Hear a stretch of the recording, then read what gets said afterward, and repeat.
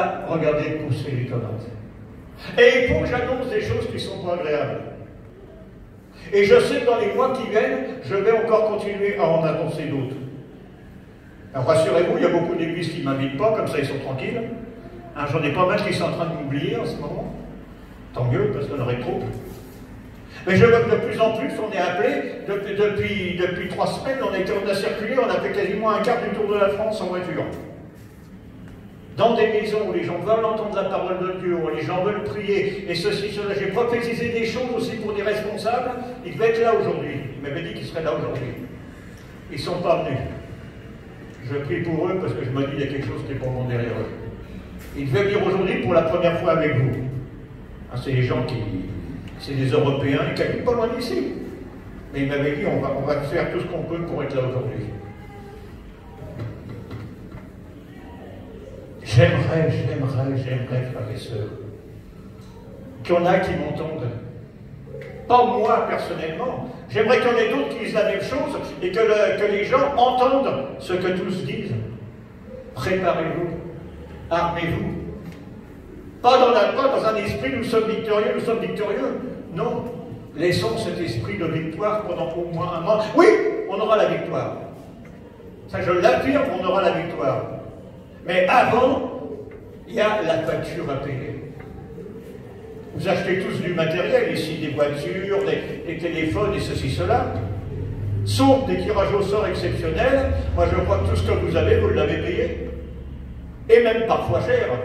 Quand je voyais l'autre fois un téléphone, je voyais un tel modèle de téléphone qui sortait, je dis, il est quand même pas mal ce truc. Et puis tout d'un coup, j'ai regardé le prix. 1400 €. J'ai 1400 € dans un téléphone. Moi, j'en ai un qui m'a coûté 200 €, ça me suffit largement et ça me fait le même effet. En plus, on est même prophétique, on achète des appareils compatibles à la 5G. On essaie d'être prophétique dans le matériel. La 5G n'est pas encore sortie, tu peux encore attendre. Et qu'est-ce qui se passera peut-être avant la 5G? Et qu'est-ce qu'entraînera la 5G aussi? Hein, moi, je peux vous dire qu'il y a un téléphone 4G, et même s'il y a la 5G, ça ne changera rien pour moi. Peut-être certains ont un métier où il faut vraiment être connecté au dixième de seconde. Et moi, si je vais être connecté au dixième de seconde, je m'adresse là-haut, j'ai une antenne directe avec le ciel, et je peux vous dire que ça va beaucoup plus vite que la 5G, la 6G ou quoi que ce soit. Alléluia. Et Dieu parle beaucoup plus vite que les réseaux sociaux. Alors, la preuve, c'est qu'aujourd'hui, il n'y a aucun réseau social qui m'avait dit hier ce que j'ai dit. Et pourtant, j'ai reçu ça en direct. Armons-nous pour la victoire, frères et sœurs.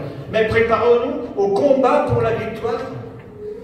Et le combat, ça ne va pas être des grands cris, ça ne va pas être des grands hurlements, ça ne va pas être une sono qui va faire exploser les bâtiments.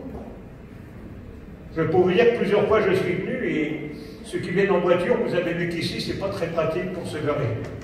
En plus, maintenant, ils ont fermé le parking, et on est obligé de se garer. Le pasteur, il a de la chance, il va être bien vu, plus que moi, parce qu'il a trouvé une place juste au coin du pont, là. Moi, je suis garé à je ne sais pas quelle distance. Mais je peux vous dire que je suis garé. Quand les églises crient, les fenêtres fermées, on entend les prédications des pasteurs. Et vous savez ce que ça entraîne, ça? Ça n'entraîne pas la gloire de Dieu. Ça entraîne la malédiction des gens qui écoutent. Parce qu'ils en ont marre, tous les soirs et tout, pendant des nuits de veillée et tout, à entendre des hurlements de fous et tout ça qui les empêche de dormir. Et pendant qu'on est là en disant la gloire de Dieu est là, tout autour, vous avez des gens qui disent malédiction sur eux, malédiction sur eux, malédiction sur eux. Mais ça, bien sûr, personne ne s'en rend compte parce que vous n'allez pas écouter ce qu'ils disent. Mais moi, je vous dis que c'est comme ça. Donc, préparons-nous. Peut-être, je me dis, Seigneur, il n'y a pas trop de sonos ici par rapport à la salle. Hein, parfois, ça pousse à l'hystérie. Mais préparons-nous peut-être plus dans le silence, plus dans la repentance, plus en cherchant, plus rien à moi, Seigneur, tout à toi. Et donne-moi ce que tu voudras me donner. On n'échappera pas à tout ce qui va se passer, encore pendant un an, au minimum. Mais on va pouvoir vivre au travers de ce qui va se passer pour la gloire de Dieu. On connaît des églises, il n'y a aucun malade. Les églises n'ont aucun problème financier. Les églises ont acheté des bâtiments avant le cas de confinement et il n'y a aucun problème financier. Je ne veux pas dire que celles qui ont des problèmes sont de mauvaises églises. Je vais vous dire quand même qu'il y a quelque chose qui ne va pas, parce que quand le Seigneur permet quelque chose, il ne va pas t'envoyer des problèmes pour que les choses arrivent. Il va te protéger au niveau des problèmes. J'ai toujours dit, oui, le monde vit des crises, mais le peuple de Dieu n'est pas en dehors de la crise. Il est dans la crise, mais il ne subit pas la crise. C'est ce qu'il faut qu'on vive, Seigneur, dans les temps qui viennent. Alors on va prier maintenant. Père éternel tout-puissant, Seigneur, nous ne sommes que des hommes, nous ne sommes que des femmes. Nous avons nos caractères, et bien sûr, beaucoup disent, Dieu change les caractères. Si Dieu nous a donné un caractère, je ne vois pas pourquoi Dieu changerait ce qu'il a donné. Mais Dieu arrange nos caractères.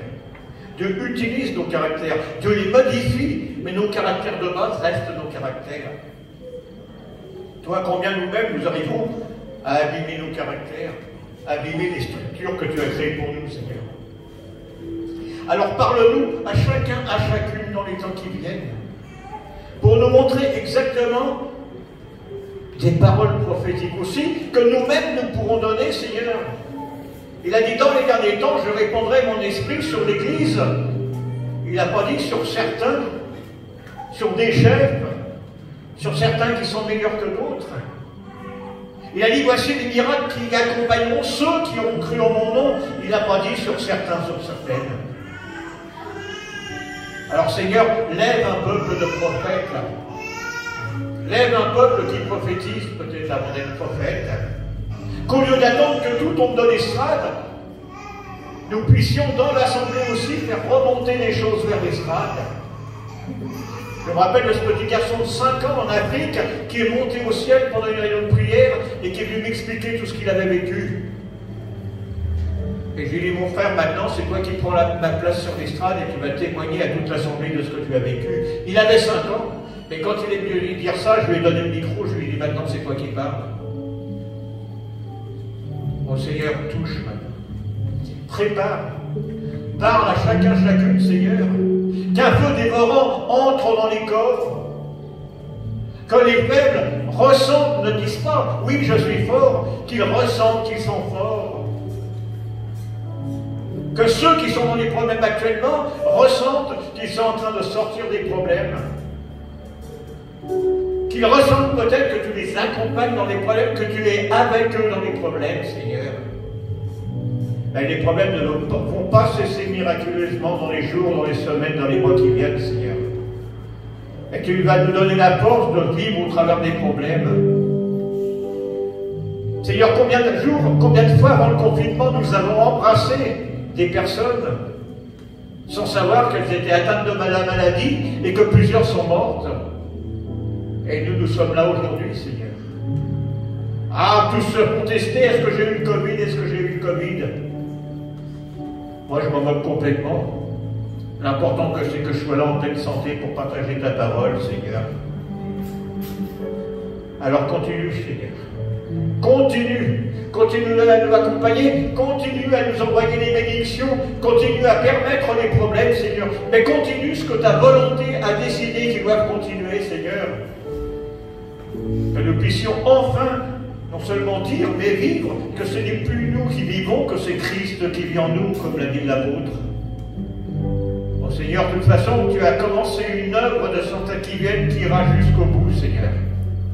Alors donne-nous la force, l'intelligence, la conviction de continuer à rentrer dans cette œuvre, quelle que soit où elle nous emmènera, Seigneur, parce que nous savons que ce sera pour notre bénédiction, pour la bénédiction d'autres qui entendront ce qu'on va dire dans les temps qui viennent et qui finiront par venir dans nos églises, dans les églises qui resteront ouvertes. Et que ce soit la bénédiction pour tous nos corps, nos âmes et nos cœurs par ton esprit. Et au nom de Jésus, Amen. Restez bénis.